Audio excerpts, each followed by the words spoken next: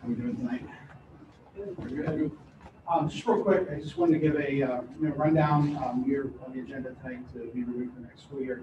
I just wanted to give a quick rundown on where we ended this year, what we're looking forward to for next year, and give an update on the cafeteria program. So,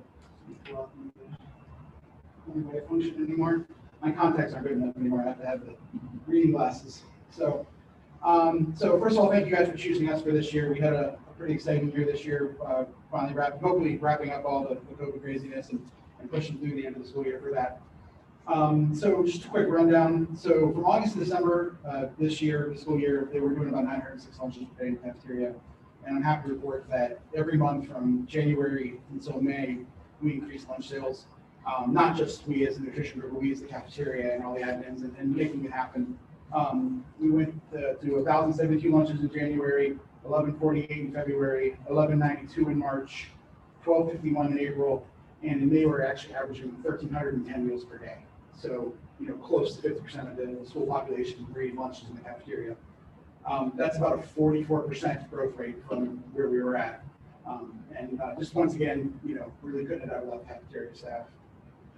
Breakfast, we started off with the idea of wanting to go into breakfast right away, but unfortunately, with the restrictions and with the staffing changes, we really couldn't get that implemented until March 1st. We started at Pleasant.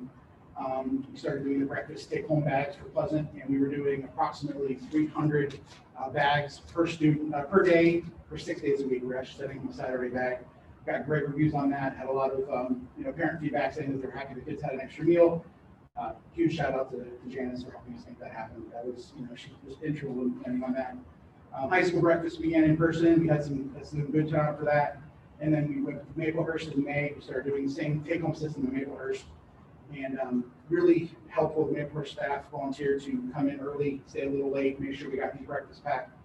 And Patty and Sue Ann were just amazing this year, helping us with the breakfast and bouncing back and forth. And I know that they help out in numerous other places in the district and cleaning in the field house. So two very amazing ladies there. And then with special functions, I know we did a lot of special functions, breakfast cooking and Wellness Wednesdays and some cookouts. I was here for one of those cookouts at the high school practice for graduation. Really, really well. And then finally prom. From what I hear, I haven't heard anything negative. I heard some good comments on Facebook about it. I know the food was good. I had a hand in cooking it. So I heard it went off very well. So that's this year. And then next year, assuming we get the vote in, we do have some pretty big plans. The first thing I want to talk about is the waivers. So the USDA has extended all of the waivers from the COVID era for next year, which means that every student gets a free breakfast lunch next year, regardless of their ability to pay. It also means that we don't have to worry about parents, and there will be no debt buildup. There will be no income verification. There will be a lot of different things that'll save a lot of ends. Inevitably, it still boils down to we don't have to worry about kids who can afford to, kids who can't afford to. There's no stigma now on food, so everybody eats for free. So it's not like there's that stigma. So that's a really great thing. Waivers coming out. It gives us the ability in the cafeteria to also react in real time. So if something were to happen, if there were a spike, if there were a mandated shutdown, it allows us to switch gears really quickly and go to those back meals, to those stay-home things. So that's also a great thing. Breakfast next year. So return to breakfast in the buildings next year. That's the overall hope, is that all 6 buildings have breakfast in their actual buildings in person. We're looking at more options at the elementary and at the high school and middle school, and including, we're going to try, we found some extra warmers. Dustin and I have a plan in all years here in a second to do some hot breakfast at the elementary, hopefully get the kids involved. I'm not talking, we can't, obviously with labor, we'll go to do like scrambled eggs and things, but just some hot pancakes, some French toast sticks, things like that, just to get them more interested, get them coming down, give them some more variety in the cereal and granola bars. Lunches, we're going to continue to develop the menus at the high school to incorporate homemade pizzas every day, wrap salads every day, and hot sandwiches. Give those high school kids as many options as possible. Middle school, the high school are going back to the fruit and veggie bars. Those are going to be day one, going back to the salad bars and fruit and veggie bars for them. Helps the staff, helps everybody, gets more teachers involved, gives the kids more choices. I know in the past we've had fruit and veggie bars in the elementaries. We're going to look into that, see how that happens. We're still going to give them all the choices, but we're going to kind of implement that a little bit slower. We also want to look at second options at the elementary school for lunches. That's just one thing that we have to get some principals' approval and stuff on.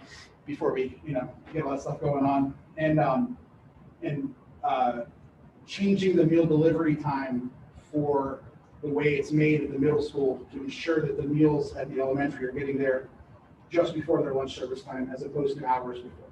So batch cooking at the middle school, we've already started a little bit of that this year, but batch cooking at the middle school, varying up delivery times, ensures fresher food at the elementary. We're going to work on that. A la carte, additional entrees, fruits and veggies and snacks at the middle school and high school level, maybe once again limited at the elementary with principal approval. Staff meals where they can actually pre-order some meals, get some actual special meals made up for them. We're going to assist them through Google Docs, so they can actually go in and order their meals and just have them ready when they get there instead of having to go through the line, go through the system, all that stuff. And then continue putting on special events that we really focused on this year. We did a lot of special things for the students. And then finally, the last thing is a lot of the nutrition we bring to the table is events with the little kids. We do our version of Wellness Wednesdays where we have them try something they've never tried before and they get a sticker for participating. We do monthly events, we do specials, we do recipes of the month. And because of COVID, we really just weren't able to get into that this much year. So I'm hoping next year we can really hit with all our programs and really get into that. So that's my plan for next year. And then what I also want to do is Dustin was the transition manager, so he will. This will be his last board meeting. I think he left to go get there's some cookies in the oven. So the cookie oven no longer warm than we thought today. So he's fabulous to me. But I want to introduce Carrie Brothers. She comes from my neck of the woods. She's a very seasoned food service director. She's been with the company 5 years now, so she would be the food service director moving forward. That's all I got. If you guys have any questions, we can go now. We'll be here for the whole board meeting. If you want to wait till afterwards, it's really up to you. So, thank you very much. Okay, Yeah. good. Appreciate your time. Thank you, guys. Yeah. Okay, treasurer's report, Joyce. Okay. Items for approval. We start with our May financial reports. May was a quiet month for our financials. We didn't have any major expenditures or revenue. One item to note though is the Star Plus account. It's moved into Star Ohio. Star State Treasury Asset Reserve of Ohio. It's an investment pool allowing government subdivisions like school districts or municipalities to invest in high-grade short-term securities. It offers safety, liquidity, and it used to have higher yields when there actually was such a thing as a yield on anything. As you know, school districts are very limited on what we can invest our savings account in. Short-term CDs, collateralized bank accounts, and some commercial paper is all that's allowed for investments, and nothing out past 5 years. Star Plus was endorsed by the state treasurer's office, and it offered a certificate of deposit program, but they no longer offer that. They decided to just use other offerings. So the rate right now for Star is 0.07. Word from the Federal Reserve is that it will be a year or two before that changes, so we're pretty much just keeping everything in our Star account right now. For the minutes, we have quite a few minutes for you to approve. The regular meeting, the rest of them are on special meetings. There's not too much information in there, but lots of meetings. Then we have our Main Street boiler bid. This is a replacement backup boiler at Main Street. The quote from Walter's Boiler came in at $97,000 and change, so it will need to be formally bid out. It's a permanent improvement item. It's kind of tough because we only plan on using this building for a few more years until the new elementary is built. But in the meantime, we can't have this boiler going out in January. On the bright side, I would expect Main Street to remain when we move to our elementary and maybe have another use, so this may help going forward with selling it. Next, we have the resolution to support and join the Ohio Coalition for Equity and Adequacy in School Funding. As you know, this is basically a continuation of the Durrell lawsuit from, gosh, like 40 years ago, that still they have not addressed equity and adequacy. Cafeteria transfer, I put this on there just because we do still have some reimbursements coming in. The final May payment only came in halfway, so we are still showing in the negative. And I don't know if it's actually going to make it in before June 30th, so I did want to have a transfer on there just in case, so we don't end the fiscal year in the red for the cafeteria. We also have our necessary fund transfers and advances.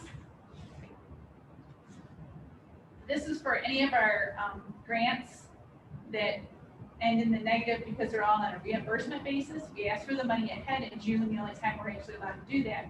But there still are times when it ends up negative. We just had one today for our early childhood grant where we had 28 slots to start the year, and then we had some preschool students that decided not to come because of COVID, and they reduced our ECE grant down by $16,000.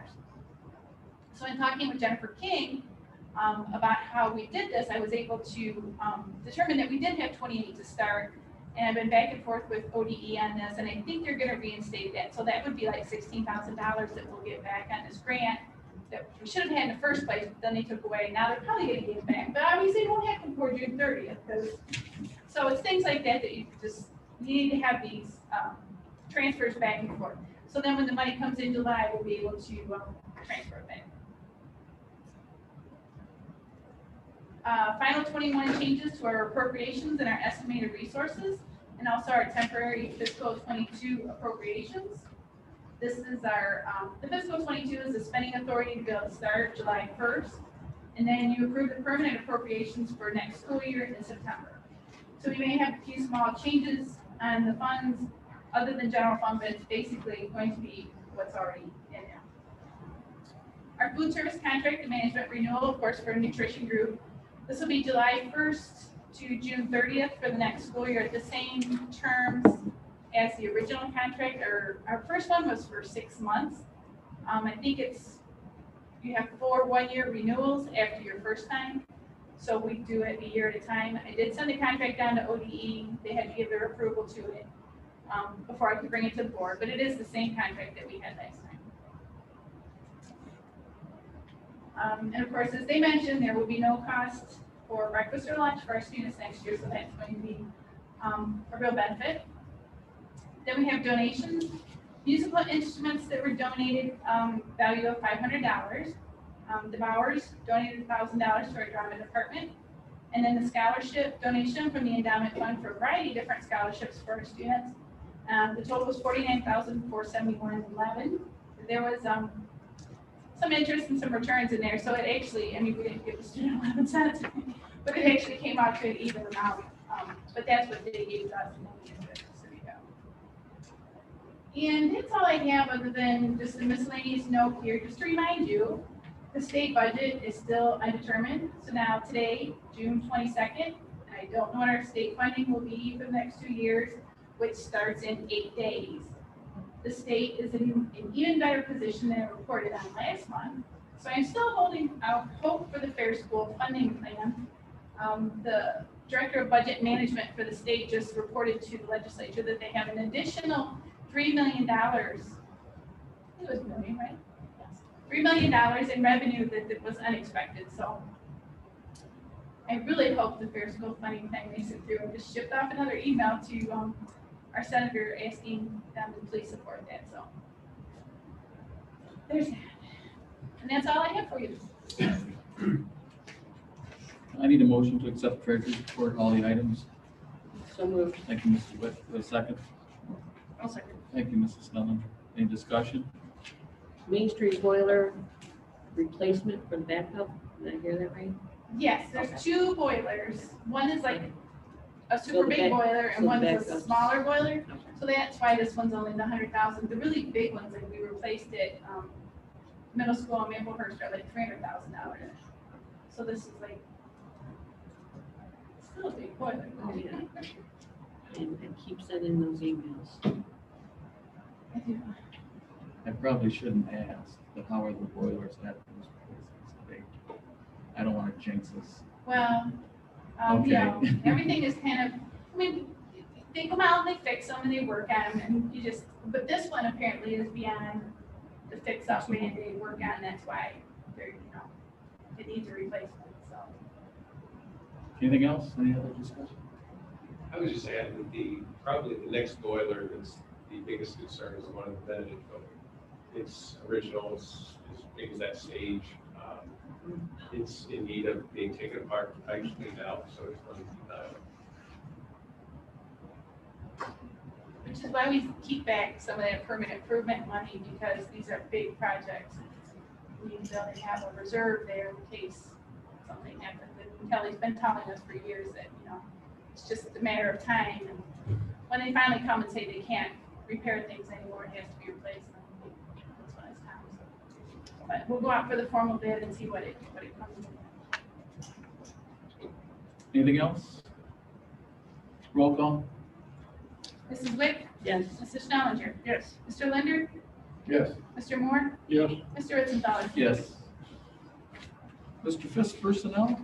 Personnel items for approval. Number one, our employment of summer personnel. As a reminder, last year during COVID, we eliminated these positions as a way to save money, as we were, spending a lot of money getting through the COVID at the end of the spring last year. However, this year, based on actually having school, we were in need to bring these back to cover some of our custodians that use their vacation time during the summer, and just generally to get the buildings ready in such a shorter amount of time. Number two is the employment extended time of 10 days for Todd Fox. As a reminder, Todd is moving from Main Street League to the high school for next school year as a guidance counselor. Number three is the employment of Ann Day as our extended school year services. This would be a program that's implemented in students' IEPs. Number four is change of classification for Beth Proctor from helper to custodian. And number five is employment of our new teachers for this upcoming school year. We have filled all of the positions within the district except for EPAC coordinator, which is going to be a challenging one because of the part-time nature of the job. So that's the only staffing position that, as of today, still remains to be filled. So all those individuals is listed. Number six, resident education coordinator. Mr. Kreischer's done that for a number of years and does a very good job of keeping track of the requirements, making sure that everyone's assigned a mentor and all of the requirements are met to keep those newer teachers moving in their resident educator program. Number seven, supplemental contracts. Robin Rogers as safety patrol. Robin's done that for a number of years. Does a great job with that. And then for North High School, as listed, all of the clubs and advisorships that are listed there. The rate special contracts, which would be non-North City School District teachers, major ed advisor, and assistant soccer coach. And LPDC members, Ms. Burns, Ms. Griffith, Ms. Coe, as listed. A motion to accept all items under personnel. Mr. Snow, do we have a second? I'll second. Thank you, Mrs. Wick. Any discussion? Okay, roll call? Mrs. Schnellinger? Yes. Mrs. Wick? Yes. Mr. Linder? Yes. Mr. Moore? Yes. Mr. Ritzenthaler? Yes, motion carries 5-0. All right, next section is the superintendent's reports. Superintendent reports, items for approval. A one-year extension with our OC collective bargaining unit. This would be the exact same parameters that were agreed to with our teaching staff. We have our administrator handbook, which does the exact same thing. It provides all of the administrators beneath Joyce and I with the same benefits that were given to both OC and to the teaching staff, as well as cleaning up a vacation issue and bringing it into alignment with the same vacation language as listed in the OC collective bargaining agreement. Number three there is the 21-22 preschool handbook. Number four is the elementary handbook. As a reminder, all of those buildings are incorporated in one handbook. Middle school, and then our contract agreement with NOECA for those services which were provided as our A-site. All of the items for approval. A motion to accept all items in the superintendent's reports. So moved. Thank you, Mrs. Wick. Second by Mr. Moore. Discussion? Okay, I roll can call. just share the discussion and just thank both of our collective bargaining units. We had a lot of uncertainty with our financial situation this year. with the budget that's upcoming, and they both were more than willing to work with the district to come to a bargaining solution that's in the best interest of the district financially going forward. So I appreciate their willingness to work together. Roll call, please. Mrs. Wick? Yes. Mr. Moore? Yes. Mr. Linder? Yes. Mr. Witzenfeller? Yes. Mrs. Challenger? Yes. Motion 5-0. The Ovi News. All right, like always, the Ovi's doing great. I left one of my board meetings and we always come together for the sake of the students. I woke up today with the thought of resigning my position, not because of Ehovi, but because I dread coming to these meetings at Norwalk. There is no surprise that we have division on this board. It is only obvious. But after much thought, discussion, and praying, the community voted me in this position. I took an oath to do what is best for the students and their education, to be that voice for them. I promised to do the best that I could, and knowing that I did everything with a conscience. I am not here to be the judge. No one should. That judge is God's job. Yes, I said God in our public schools. In order for me to continue this position, I will continue to be truthful and speak out when needed. Much of this has gone on behind closed doors. A lot of discussions happen behind closed doors, where I learned from day one, that is where it stays, period. Well, that does not happen with this board. I'm leaving some stuff out because I'm taking the high road, and I'm not going to stoop to this level. So I'm going to continue down this path. I am better than this. All you have to do is ask for the records, emails, and put the pieces together. Read upon what a school board position is supposed to do. We're supposed to govern the district, not run it, not micromanage it. If you want to know why Mr. Fisk is leaving, just ask him. We are losing a good man, and I wish you well, and I hope that you find the support from a whole true board when you vote, and I wish you the best. I have had the opportunity to meet our Congressman Jim Jordan on a few occasions. When he heard I was on a school board, he said I was either crazy or I was doing the Lord's work. I replied to him that it was a little bit of both. I will not be shaken, and my focus will always be about the students and their education.